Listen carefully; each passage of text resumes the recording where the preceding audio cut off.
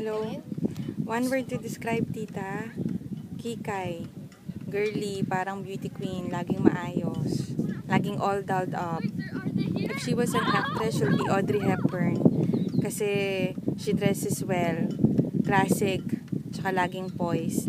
Memorable moment, the time when me and ate stayed with tita and Uncle Bai. She's very supportive.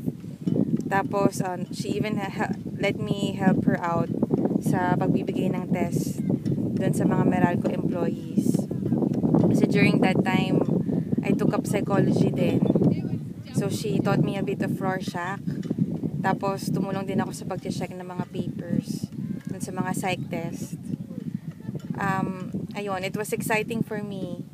Kasi, madami ako natutunan sa kanya. So, yun. Happy birthday, tita. I miss you. Mwah, mwah. Bye.